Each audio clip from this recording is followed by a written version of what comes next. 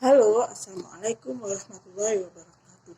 Saya perwakilan dari kelompok 9 kelas kewirausahaan A yang bertugas untuk memperkenalkan anggota-anggota dari kelompok 9 dan menyampaikan judul yang kita buat untuk makalah ini.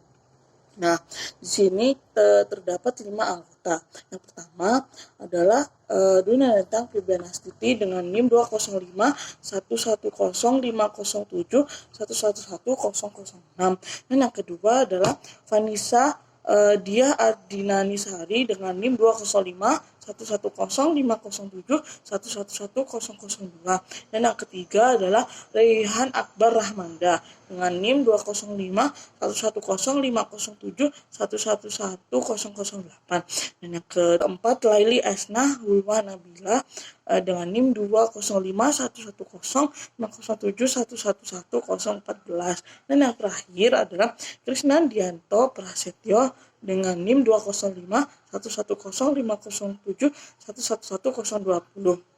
Nah, sini kita membuat dengan judul yang pertama adalah bagaimana cara menemukan ide bisnis tersebut. Yang kedua, cara pengembangan ide bisnis. Yang ketiga, teknik penelitian pasar. Dan yang keempat atau yang terakhir adalah teknik evaluasi kelayakan bisnis. Setelah ini, keempat teman saya yang tadi akan menjelaskan keempat bagian tersebut. So, buat kalian yang masih mau nonton ini, stay tune ya.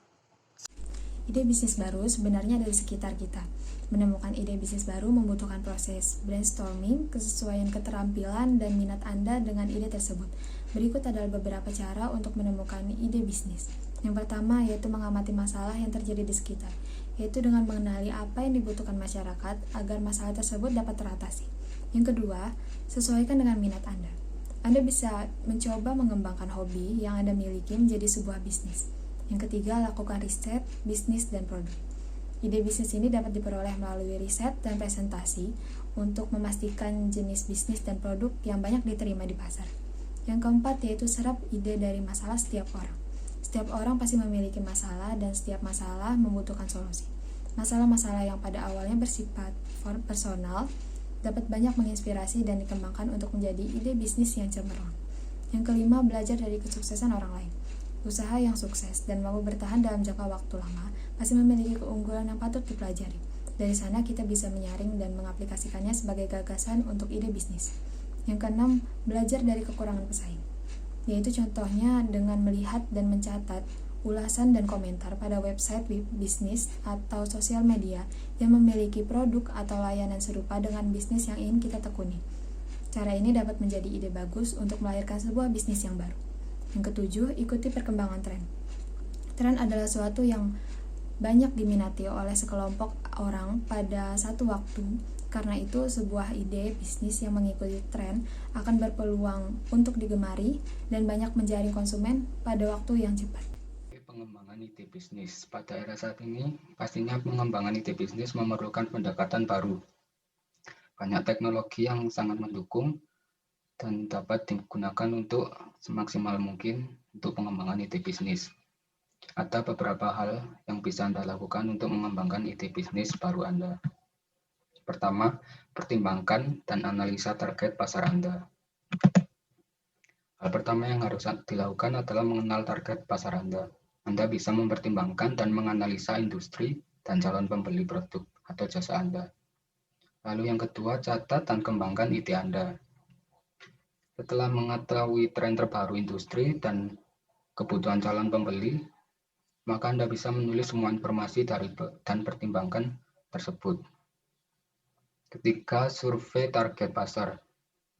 Hal ini merupakan hal yang sangat krusial untuk bisnis baru. Anda bisa memanfaatkan teknologi digital seperti website untuk membuat dan mengirim kuesioner secara online pada target. Lalu Anda juga bisa melakukan diskusi bersama. Lalu keempat, kembangkan produk Anda. Melalui survei pasar yang sudah dilakukan, Anda bisa melakukan penambahan atau pengurangan produk Anda, dan Anda juga bisa memberikan inovasi-inovasi sehingga produk Anda akan dikenal. Yang terakhir, kumpulkan ulasan pembeli. Dengan ini, Anda bisa mengukur seberapa jauh kesuksesan produk Anda, dan Anda bisa membuat website untuk melakukan penilaian tingkat kepuasan terhadap produk Anda. Tips-tips tersebut sangat mudah untuk dilakukan pada saat ini karena kemajuan teknologi, maka dengan itu Anda bisa memanfaatkan teknologi untuk mengembangkan ide bisnis Anda dengan baik dan benar. Teknik penelitian pasar. Teknik penelitian pasar adalah proses mengevaluasi kelayakan suatu produk atau layanan.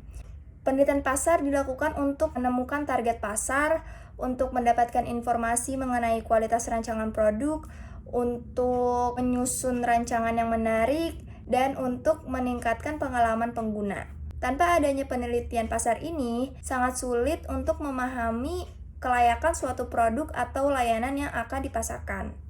Dalam penelitian pasar, terdapat dua jenis, yang pertama data primer dan data sekunder. Penelitian yang umumnya berada di data sekunder adalah informasi dari internet, database pelanggan, hasil penelitian pasar yang ada, dan informasi dari agensi. Sedangkan data primer dibagi lagi menjadi dua, yaitu kualitatif dan kuantitatif. Penelitian pasar kualitatif artinya adalah kualitas. Penelitian kualitatif dirancang untuk membicarakan beberapa target yang diminati. Tujuannya untuk menggali lebih dalam berbagai sikap dan kepercayaan pembeli. Teknik penelitian pasar kualitatif mengacu kepada survei pasar. Survei pasar mudah dilakukan dengan memberikan pertanyaan yang terkait dengan mengapa, apa, atau bagaimana. Survei ini dilakukan untuk memahami perilaku pelanggan. Yang kedua adalah penelitian kuantitatif. Penelitian kuantitatif yang artinya adalah kuantitas. Penelitian kuantitatif menggunakan teknik survei yang populer pada penelitian kuantitatif ini adalah survei online, wawancara pribadi, survei telepon, dan survei surat. Umumnya, hasil dari penelitian kuantitatif ini berupa numerik, seperti 35% pelanggan menilai produk baru sebagai menarik.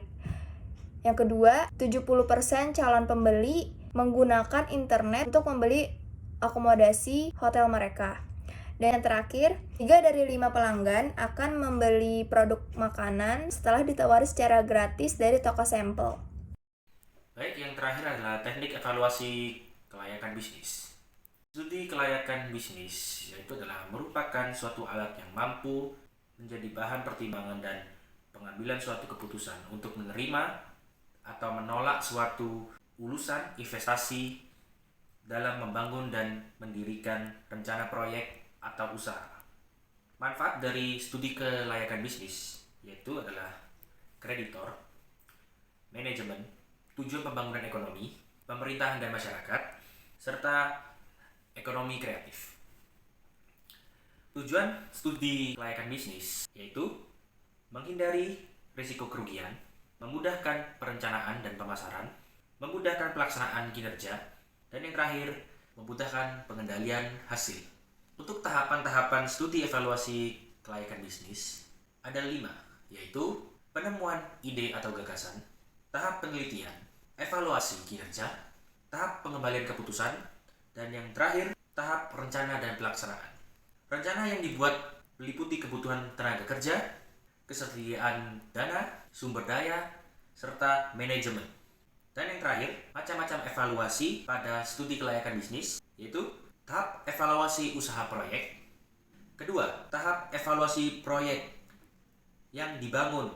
Dan yang terakhir, evaluasi bisnis. Kesimpulan untuk studi kelayakan usaha ini, yaitu adalah cara untuk mengetahui hal-hal yang perlu diperhatikan dalam memulai suatu bisnis atau usaha agar nantinya kita dapat mengetahui atau para pebisnis atau para usahawan mengenai kelayakan usaha dalam segi aspek sumber daya manusia, produksi, pemasaran, teknis, keuangan, dan yang terakhir kemanfaatan barang. Tak luput juga kinerja tenaga kerja dan lingkungan sosial ekonomi, sehingga membuat bisnis menjadi lebih sukses dan maju. Terima kasih.